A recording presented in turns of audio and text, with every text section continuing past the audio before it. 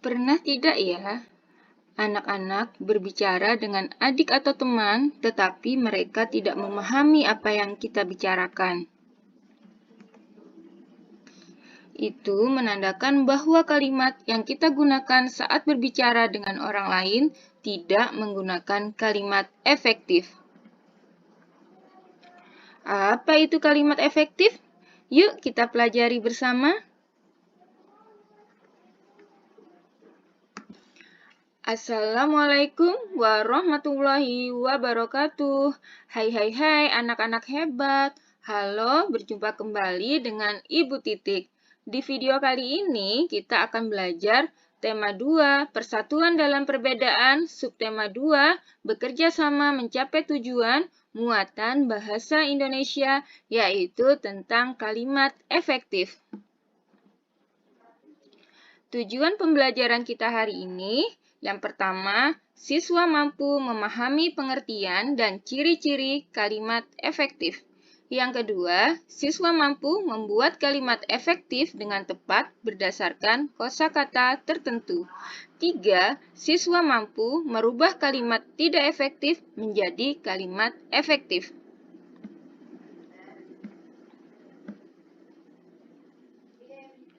Dapatkah kalian membedakan antara kata, kalimat, dan paragraf?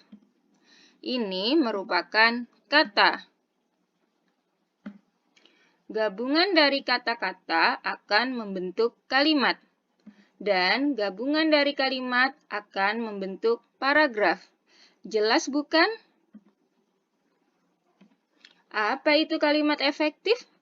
Kalimat efektif yaitu kalimat yang disusun dengan memperhatikan pedoman umum ejaan bahasa Indonesia atau PUEB. Atau kalimat yang disusun dengan baik sehingga dapat dipahami oleh pembaca atau pendengar.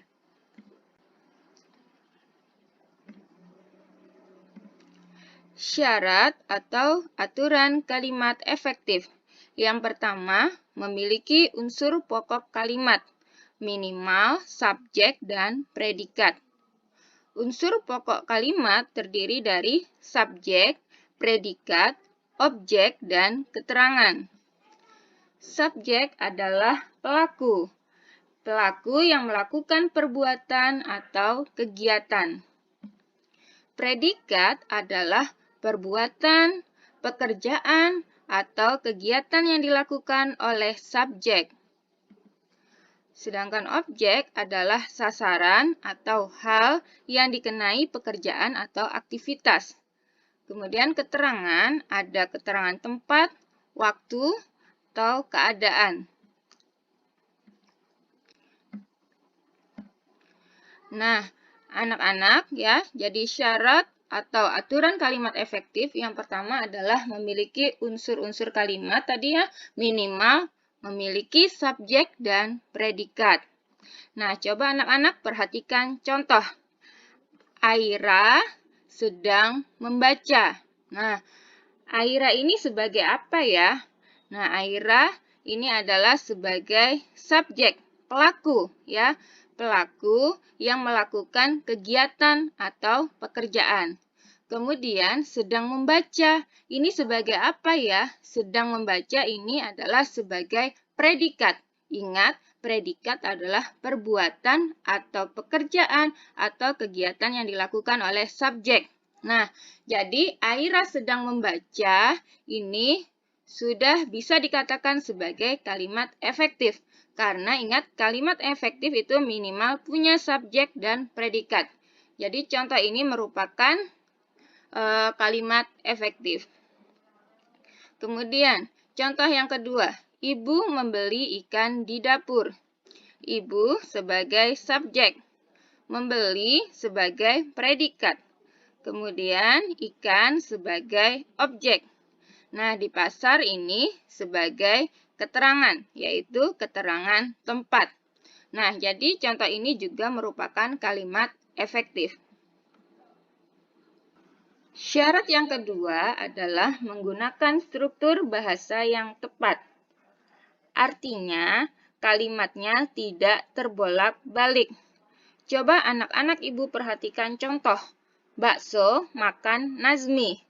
Kan ini tidak mungkin, berarti ini struktur bahasanya tidak tepat. Jika mau kata bakso berada di depan, maka susunan kalimatnya menjadi seperti ini. Bakso dimakan oleh Najmi. Nah, ini struktur bahasanya tepat. Aturan yang selanjutnya adalah menggunakan kata-kata baku. Kata-kata baku adalah kata-kata yang sesuai dengan Pedoman Umum Ejaan Bahasa Indonesia atau PUEB. Ini Ibu punya contoh kata tidak baku. Misalnya apotik. Nah, apotik ini merupakan kata tidak baku, ya. Nah, yang benar adalah apotik. Kemudian yang kedua, atlet. Ya, atlet. Kata bakunya adalah atlet. Kemudian yang ketiga, bis. Kata bakunya penulisannya adalah bus. Kemudian izin. Kata bakunya adalah izin menggunakan huruf Z. Kemudian contoh selanjutnya nasihat. Kata bakunya penulisannya adalah nasihat. Dari mana ya kita tahu kalau itu kata baku atau tidak?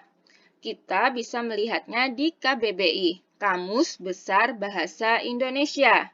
Nah, sekarang ada KBBI online yang bisa kita download melalui Play Store. Nah, coba anak-anak Ibu perhatikan contoh berikut. Zaki pergi ke apotik. Ya, ini apotik menggunakan huruf I. Nah, apotik. Nah, ini merupakan kalimat tidak efektif karena di sini ada kata tidak baku. Sehingga yang benar adalah Zaki pergi ke apotik. Nah, ini termasuk kalimat efektif karena ya ini menggunakan kata baku. Nih, apotiknya menggunakan kata baku.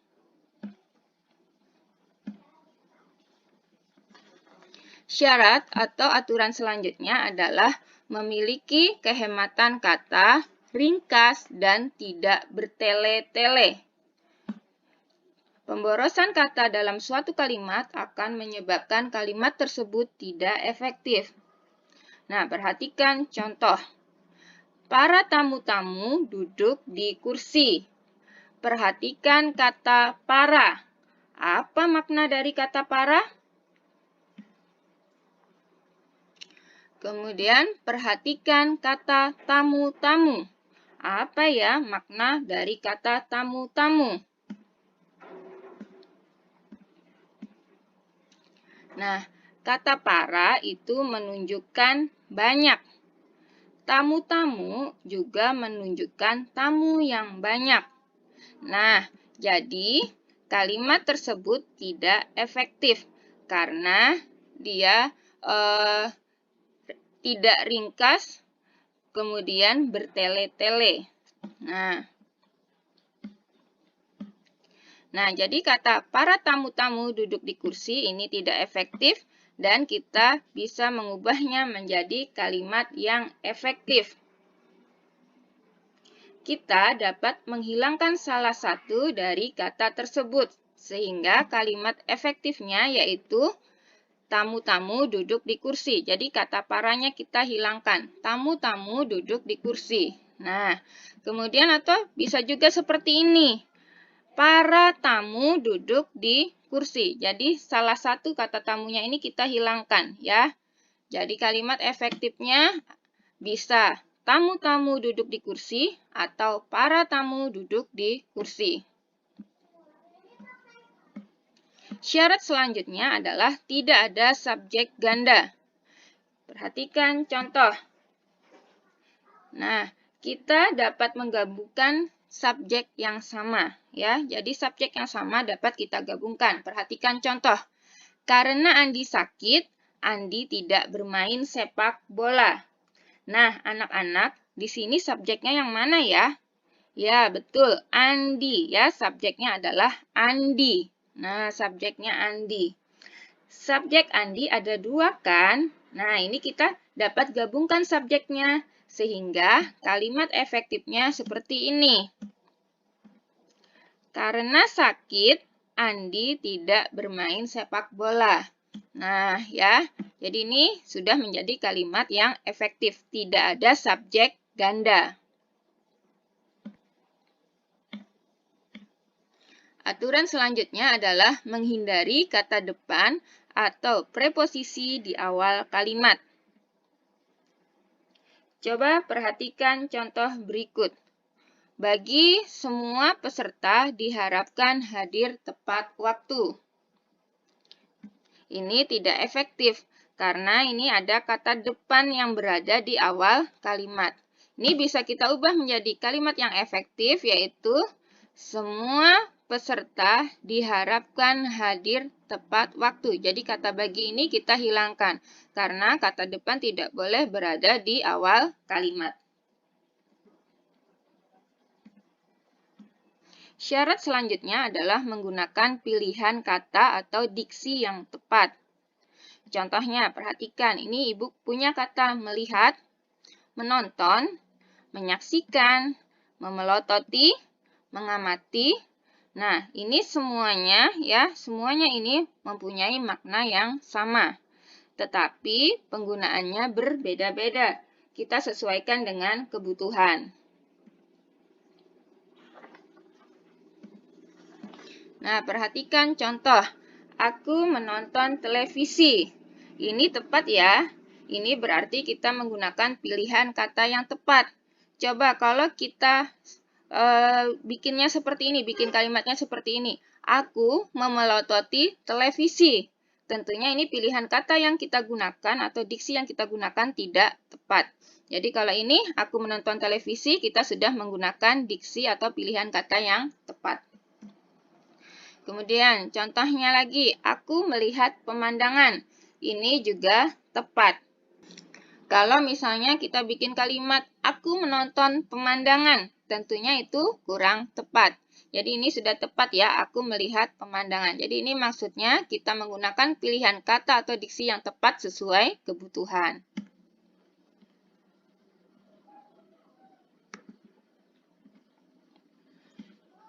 Oke, syarat atau aturan yang selanjutnya yaitu menggunakan tanda baca yang tepat. Pada kalimat efektif, kita harus menggunakan tanda baca yang tepat. Anak-anak, perhatikan perbedaan kalimat berikut. Kalimat yang berada di sebelah kiri dengan kalimat yang berada di sebelah kanan. Coba kalian bandingkan. Nah, yang pertama, yang ada di ruangan ini harus keluar. Nah, ini ya yang kalimat sebelah kiri ini kurang tepat. Yang lebih tepat adalah semua yang ada di ruangan ini harus keluar. Tanda seru. Mengapa demikian? Ingat ya, tadi kita harus menggunakan tanda baca yang tepat. Jika kalimat tersebut berisi permintaan atau perintah, maka tanda baca yang tepat adalah tanda seru. Ya, tanda baca yang tepat adalah tanda seru. Sekarang perhatikan contoh yang kedua. Siapa istri Presiden Soekarno? Ini kalian perhatikan tanda bacanya apa? Tanda seru. Jadi ini kurang tepat. Seharusnya tanda baca yang kita gunakan adalah tanda tanya. Ingat, kalimat tanya itu diakhiri dengan tanda tanya. Kemudian perhatikan contoh yang ketiga. Kakek senang berolahraga setiap pagi. Wah, ini menggunakan tanda tanya. Ingat, ini merupakan kalimat apa? Kalimat pernyataan. Jika kalimatnya berupa kalimat pernyataan, maka seharusnya kita menggunakan tanda titik. Kakek senang berolahraga setiap pagi. Nah, kemudian perhatikan contoh yang keempat. Adik Putri sudah pandai menulis, membaca, dan berhitung. Nah, ini kalimat ini merupakan kalimat pemerincian, menulis, membaca, dan berhitung. Ingat, jika kalimat tersebut merupakan kalimat berupa pemerincian, maka kita pisahkan ya dengan tanda koma. Jadi yang benar adalah adik Putri sudah pandai menulis, koma, membaca, koma, dan berhitung. Nah, jadi anak-anak Ibu, nah itu tadi syarat atau aturan kalimat efektif. Demikian pembelajaran kita hari ini. Tetap semangat. Wassalamualaikum warahmatullahi wabarakatuh.